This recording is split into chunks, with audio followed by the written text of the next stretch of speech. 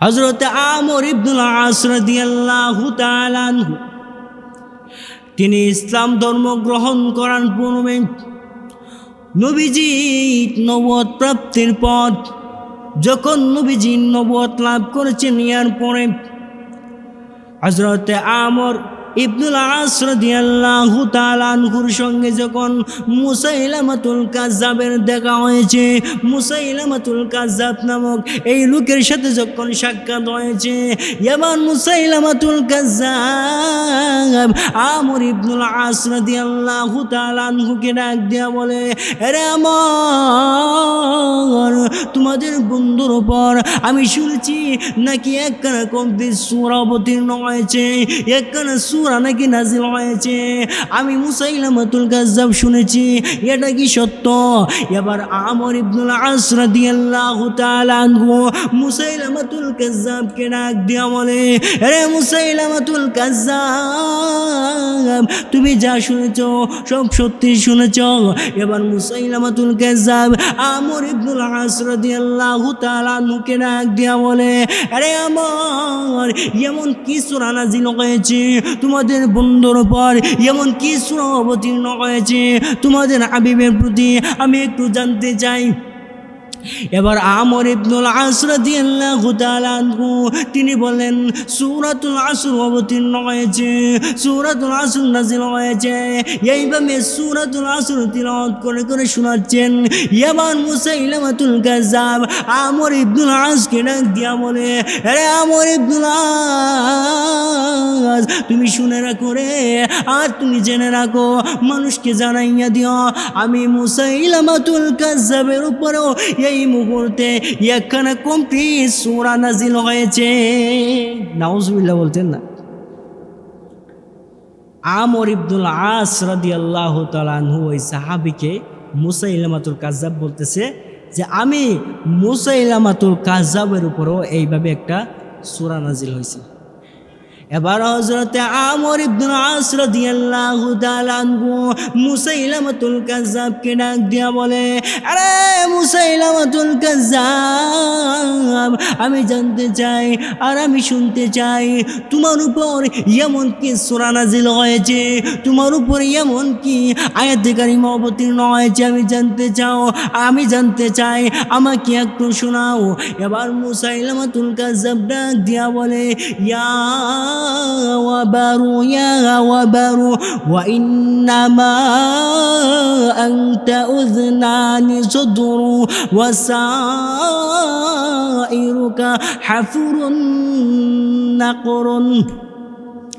এবার মুসাইলামাতুল কাজ্জাব যখন এই ছন্দটা, এই কবিতাটা যখন পরে পরে শুনাইতে লাগলেন, এবার আমর ইবনুল আস রাদিয়াল্লাহু তাআলা আনহু মুসাইলামাতুল কাজ্জাবকে ডাক দিয়া বলে, আরে মুসাইলামাতুল কাজ্জাব, তুমি যে একজন প্রতারক, তুমি যে একজন মিথ্যাবাদী, এটা কিন্তু আমি জানি, তুমিও আমার ব্যাপারে ভালোভাবেই জানো, তুমি যে একজন প্রতারক, আর তোমাকে যে আমি মিথ্যাবাদী বলে দাবি করি, এটা কিন্তু তুমি ভালোভাবেই জানো।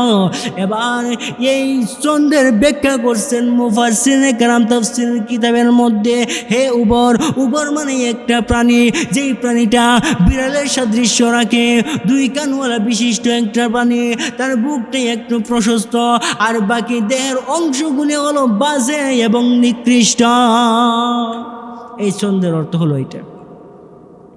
চিন্তা করেন, নবীজির উপর সূরাতুল আসর নাজিল হয়েছে, এটা শুনে সেও নিজ থেকে বানাওয়াট করে একটা ছন্দ, একটা কবিতা হযরতে এই আমর ইবনুল আস রাদিয়াল্লাহু তাআলা আনহুকে বলতেছেন যে আমার উপরও এই মুহূর্তে একখানা সূরা নাজিল হয়েছে। নাউজুবিল্লাহ।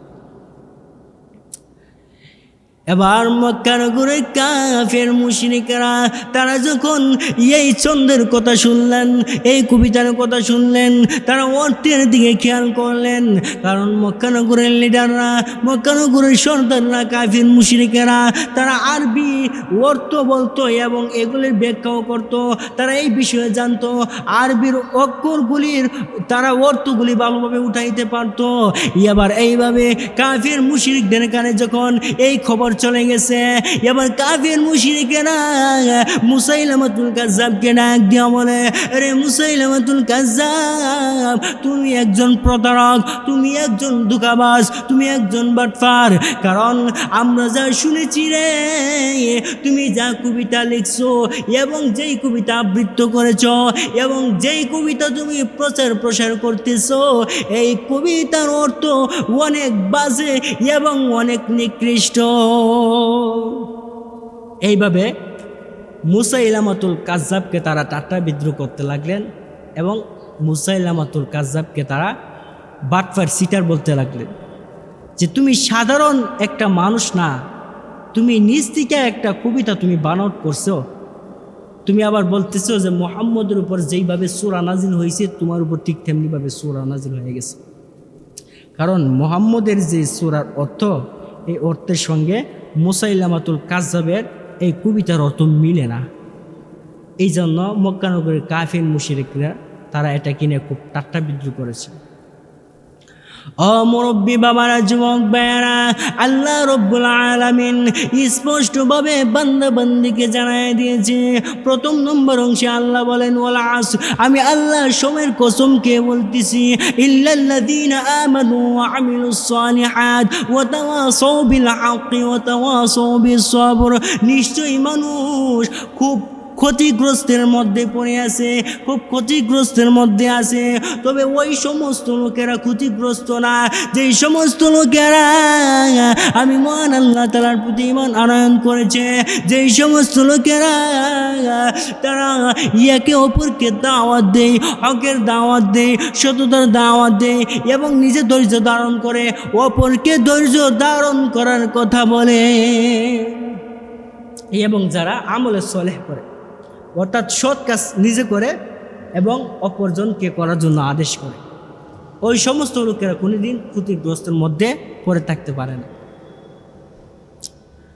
হাশরের ময়দানে এমন একটা মুহূর্ত হবে, ও বান্দা ও বান্দি, ভালোভাবে শুনে রাখো, ভালোভাবে জেনে রাখো, যেই সময়ের হিসাব যখন না দিতে পারবো, তখন একটা মুহূর্ত সামনে বাড়ার কোনো ক্ষমতা থাকবে না, এমন একটা পরিস্থিতি হবে।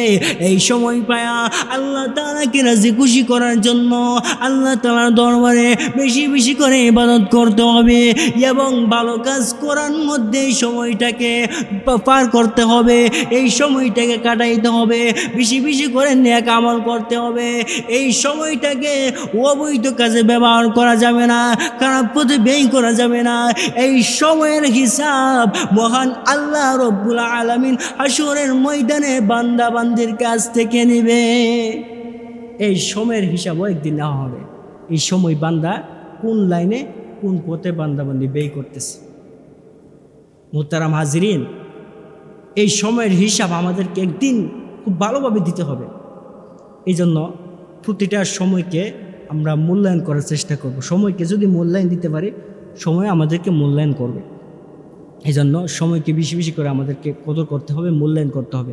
আল্লাহ তাআলা আমার এই সংক্ষিপ্ত মুক্তাসার কথার উপর প্রত্যেককে আমল করার মতো তৌফিক টুকু এনায়েত করুক।